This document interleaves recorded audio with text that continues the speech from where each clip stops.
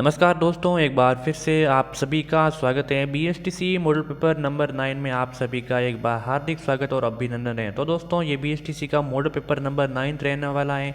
बहुत ही important model paper है जो पिछले जितने भी 8 मॉडल पेपर कराए बहुत ही इंपॉर्टेंट है। मॉडल पेपर में से क्वेश्चन सेलेक्ट करके लिए गए हैं और जो भी ये क्वेश्चन रहने वाला है राजस्थान के सामान्य ज्ञान के क्वेश्चन जो हमारा 1 से 50 तक क्वेश्चन आते हैं, इंपॉर्टेंट क्वेश्चन आते हैं, उसी में से ये लिए गए हैं। और हमारे अब जो भी हम 30 क्वेश्चन करेंगे, ये 30 क्वेश्चन बहुत ही इंपॉर्टेंट है, बताने की ज़रूरत नहीं है, आपके एग्ज़ाम में देखने के मिल सकते हैं। और यही क्वेश्चन है वो जो बार बार रिपीट होते रहते हैं और बार बार एग्ज़ाम में आते हैं और आगे भी आने के बहुत ही ज़्यादा चांसेस है, इसीलिए यही क्वेश्चनों को सेलेक्ट करिए। चलिए शुरू करते हैं इस आज के मॉडल पेपर को। अगर चैनल को सब्सक्राइब नहीं किया है तो ज़रूर कर देना, आगे भी आपको ऐसे ही नॉलेजेबल वीडियो मिलती रहेंगी और एक बार शेयर ज़रूर कर देना। चलिए, पहला सवाल है कि अश्वमेध यज्ञ कराने वाला अंतिम हिंदू शासक कौन था?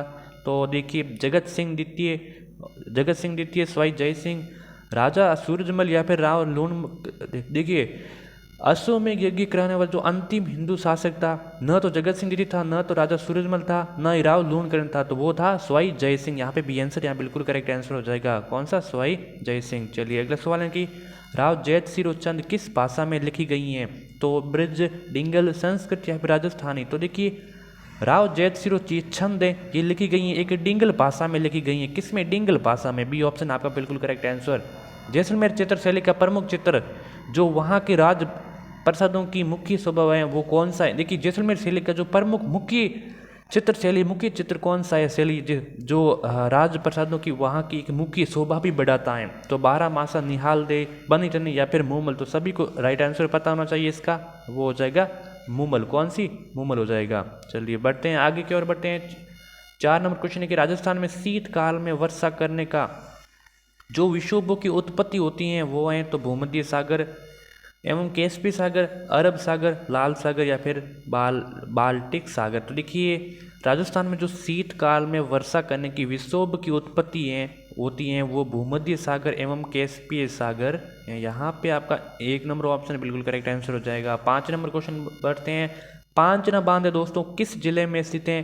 करौली में, चित्तौड़गढ़ में, कोटा या फिर भरतपुर में। तो दोस्तों, जो पांचना बांध है ये राजस्थान के करौली जिले में स्थित है। आपका 1 नंबर ऑप्शन बिल्कुल करेक्ट आंसर हो जाएगा। जो एकमात्र मिट्टी से बना बांध है जिसको पांजरा बांध कहते हैं। चलिए, देश में चांदी की सबसे बड़ी खान कहाँ पर स्थित है? बहुत ही इंपॉर्टेंट क्वेश्चन है। देश में चांदी की सबसे बड़ी खान, देखिए यहाँ पे राजस्थान का ऐसा जिला भी है, ऐसा क्षेत्र भी है जो देश में स्थान भी रखता है, तो बहुत ही इंपॉर्टेंट है। तो देश में चांदी की सबसे बड़ी खान है वो उदयपुर में स्थित है। कहाँ पर है? उदयपुर में। आपका यहाँ पे 1 नंबर ऑप्शन बिल्कुल करेक्ट हो जाएगा। तारागढ़ दुर्ग का निर्माण किसने करवाया था? कहाँ पर स्थित है? अजमेर में स्थित है। कहाँ पर? अजमेर में। जिसका निर्माण किसने करवाया था? अजय राज ने, पृथ्वीराज चौहान, चंद्रबद्ध या फिर जय सिंह ने। तो किसने कराया था? देखिए, तारागढ़ दुर्ग का निर्माण कराया था अजय राज चौहान ने कराया था। यहाँ पे आपका 1 नंबर ऑप्शन राइट हो जाएगा। अगर आप इसके नोट्स बनाए तो बना सकते हैं, स्क्रीनशॉट ले सकते हैं, इंपॉर्टेंट क्वेश्चन है।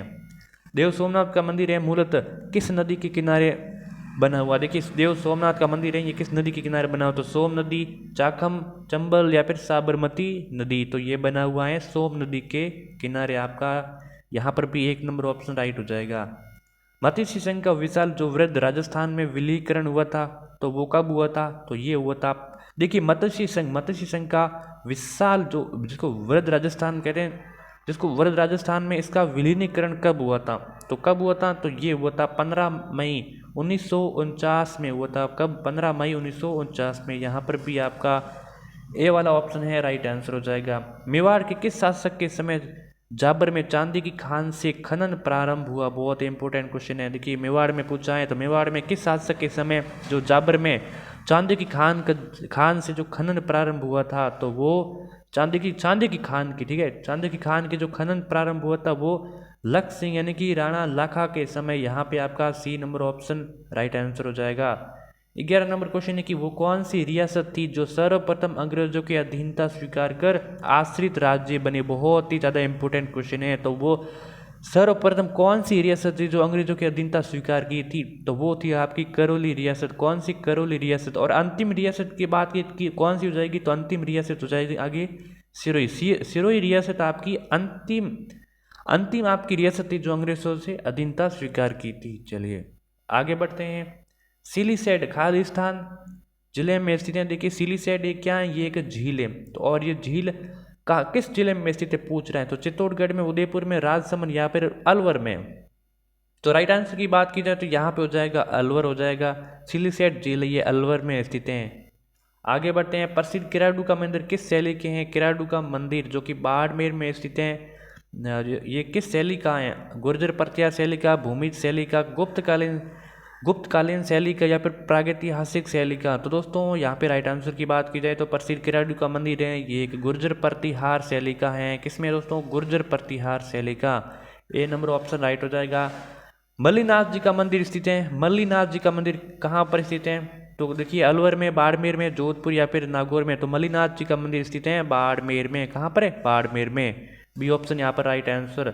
एक मुट्ठी भर बाजरे के लिए मैंने हिंदुस्तान की बादशाह खो देता, ये कथन किसका था। तो ये कथन था अकबर का, हुमायूं का, शाहजहां या फिर जहांगीर का, सॉरी शेरशाह या फिर जहांगीर का। तो देखिए एक मुट्ठी भर बाजरे के लिए मैं हिंदुस्तान की बादशाह खो देता, ये कथन किसका था, ये था शेरशाह सूरी का। किसका, शेरशाह सूरी का था। यहाँ पे एक नंबर ऑप्शन यहाँ पे सी ऑप्शन यहाँ पे राइट आंसर हो जाएगा।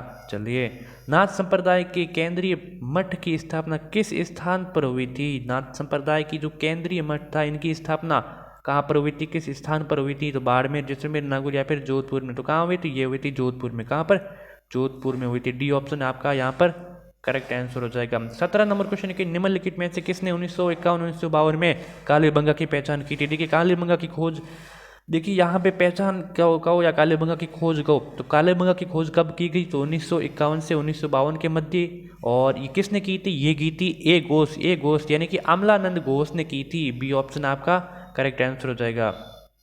18 सॉरी सी ऑप्शन, हाँ बी ऑप्शन इसका करेक्ट आंसर हो जाएगा। अमलानंद घोष याद रख लेना इसको। किस चौहान शासक ने अजमेर को सबसे पहले राजधानी बनाया था। देखिए किस चौहान शासक ने अजमेर को सबसे पहले अपनी राजधानी बनाई, तो किसने बनाया था।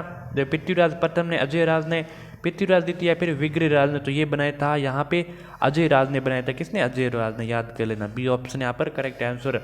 चलिए अगला सवाल है कि वो रानी जिसने अपने सैकड़ों अनुयायियों के साथ अलाउद्दीन खिलजी के 1303 ईस्वी में चित्तौड़ पर कब्जा करने पर जौहर कर लिया था। बहुत ही इंपॉर्टेंट क्वेश्चन है। वो रानी जिसने, अलाउद्दीन खिलजी ने चित्तौड़गढ़ पर जब आक्रमण किया तो 1303 ईस्वी में, तो उस समय रानी ने जौहर कर दिया था। तो वो कौन सी रानी थी, तो वो रानी पद्मिनी थी। कौन सी रानी, पद्मिनी। यहाँ पे बी ऑप्शन बिल्कुल करेक्ट आंसर हो जाएगा। चलिए और यहाँ पे वीर गति को कौन प्राप्त हो गया था, तो रावल रतन सिंह होता। कौन, Rawal Ratan Singh. B option correct answer हो जाएगा। करक राजस्थान के किस जिले के मध्य से होकर गुजरती है। देखिए बताना है कि कौन सा जिला है जो करक रेखा उसके मध्य से होकर गुजरती है। बहुत ही इंपॉर्टेंट क्वेश्चन है। तो झालावाड़, डूंगरपुर, बांसवाड़ा या फिर प्रतापगढ़। अगर आपने राइट आंसर सोचा है डूंगरपुर तो गलत है। क्यों, क्योंकि डूंगरपुर के होकर से तो गुजरती हैं, लेकिन बांसवाड़ा से मध्य से होकर गुजरती हैं। तो अगर मध्य की बात की जाए तो यहाँ पर बांसवाड़ा हो जाएगी। अगर करक रेखा की बात की जाए तो राजस्थान में कहाँ से होकर गुजरती हैं, तो ये डूंगरपुर और बांसवाड़ा दोनों जिले से होकर गुजरती हैं। कितने किलोमीटर गुजरती हैं, ये 26 किलोमीटर होकर गुजरती हैं। लेकिन यहाँ पे मध्य की बात की गई, इसीलिए यहाँ पे बांसवाड़ा करेक्ट आंसर आपका हो जाएगा। 21 नंबर क्वेश्चन है कि निम्नलिखित में से कौन से युगों में जो सम्मिलित नहीं है। ऐसा क्वेश्चन 1 से 2 या 3 क्वेश्चन आपको देखने को मिल सकते हैं कि आपको सम्मिलित करना है या इसमें से सम्मिलित कौन सा नहीं है। तो ऐसे क्वेश्चन देखने को मिल सकते हैं। तो देखिए चंबल की जो सहायक नदियाँ हैं, बनास है, पार्वती, काली सिंध या फिर बामनी और कुराल है। और माई की जो सहायक नदियाँ वो सोम, जाखम, अनास, चाप या मोरेन है। और बनास की सहायक नदियाँ कोठारी, बेडस, मैनाल, मोरेल और बांडी। और लेकिन लूणी की दोस्तों ये सहायक नदियाँ नहीं है। लूणी की आहू, परवन, उजाड़, ये रिवाज, ये लूणी की सहायक नदियाँ नहीं है। अगर गलत ऑप्शन की बात की जाए तो यहाँ पे लूणी ऑप्शन हो जाएगा और बाकी सभी सही है। और इनमें से भी सवाल आ सकता है कि इसकी सहायक नदी कौन सी, इसकी सहायक नदी कौन सी। तो सहायक नदियाँ जरूर याद कर लेना। आगे की ओर बढ़ते हैं। राजस्थान में काला संगमरमर कहाँ पाया जाता है, तो मकराना में, राजसमंद, जैसलमेर या फिर भैंसला में। तो देखिए राजस्थान में जो काला संगमरमर पाया जाता है ये भैंसला में पाया जाता है। कहाँ है, भैंसला में। डी आंसर यहाँ करेक्ट आंसर हो जाएगा। अब आपको कमेंट करके बताना है कि भैंसला ये राजस्थान के कौन से जिले में स्थित हैं। चलिए बढ़ते हैं आगे की ओर। मयूर ध्वजगढ़ किस दुर्ग को कहा जाता है। बहुत ही इंपॉर्टेंट क्वेश्चन है। मेहरानगढ़ दुर्ग को, सिवाना दुर्ग को या फिर गागरोन दुर्ग को या फिर रणथंभौर दुर्ग को। तो मयूर ध्वजगढ़ ये मेहरानगढ़ जो कि जोधपुर में स्थित है। इसको कहा जाता है आपका A option right answer. 24 number question है कि सोम कमला अंबा सिंचाई परियोजना किस जिले में स्थित है? डूंगरपुर में, बांसवाड़ा में, उदयपुर या फिर चित्तौड़गढ़ में? तो देखिए सोम कमला अंबा सिंचाई परियोजना ये राजस्थान के डूंगरपुर जिले में स्थित है। ये ऑप्शन आपका राइट आंसर हो जाएगा। 25 नंबर क्वेश्चन है कि राजस्थान की मरु भाषा का उल्लेख किस प्राचीन ग्रंथ में मिलता है? राजस्थान की जो मरु भाषा है इसका उल्लेख ये प्राचीन ग्रंथ में मिलता है, लेकिन किस ग्रंथ में मिलता है? तो ये मिलता है कुलमाला ग्रंथ में। ये ऑप्शन यहाँ पर आपका राइट आंसर हो जाएगा।